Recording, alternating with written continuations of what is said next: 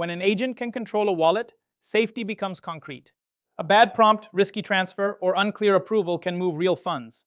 In this lesson, we'll build guardrails that keep automation useful and financially safe. So far, you've built the core pieces. Agents that plan, call tools, and use memory. Blockchain basics like wallets, keys, signing, RPCs, and smart contracts. And wallet-aware assistants that can authenticate users and make on-chain payments. That gives agents real capability, but also real financial risk. Before they move deeper into smart contracts and DeFi, they need explicit guardrails, limits, approvals, and rules that keep wallet access useful without making it dangerous.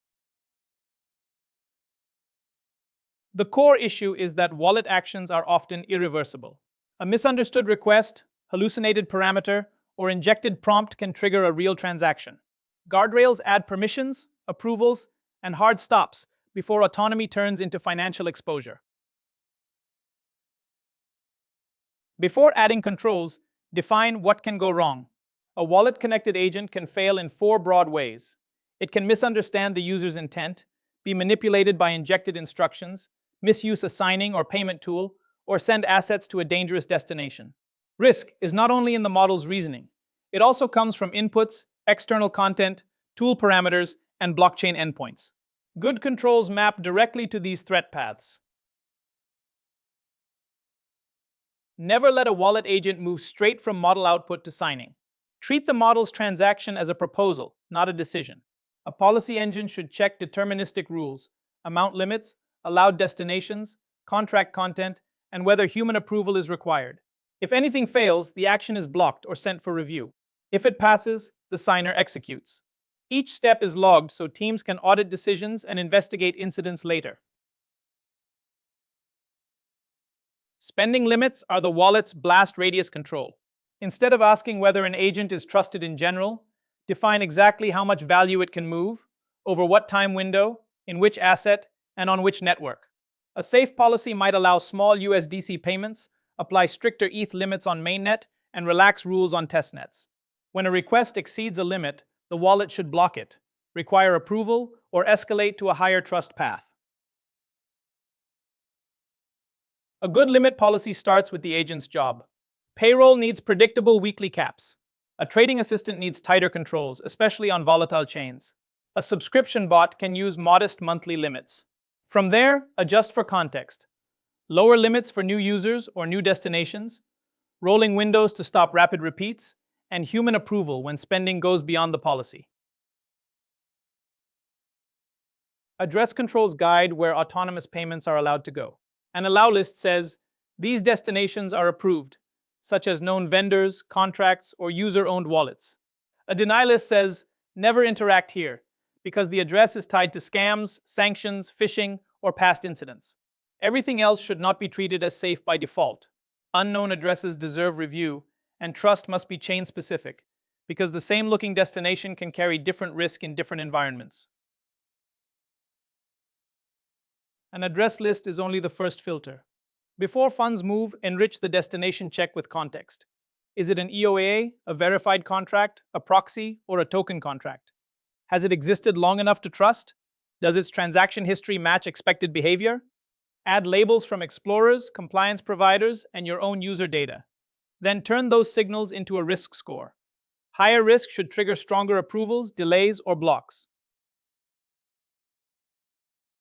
Human approval only helps when the reviewer can make a real decision. Don't show raw transaction data and hope they decode it. Translate it into clear terms: amount, token, chain, recipient, fees, and final balance. Add the agent's reason, then surface risks clearly. The reviewer should be able to approve, reject, edit, or ask for more context. Approval should match risk, not treat every wallet action the same. A tiny payment to an allow-listed address can move automatically, but only inside strict limits. If the recipient is unknown, a quick user confirmation may be enough. Larger transfers, contract approvals, or complex interactions need stronger checks, such as multi-step verification or admin approval. For critical actions, slow things down with manual review, multi-sig, or a time lock before funds can move.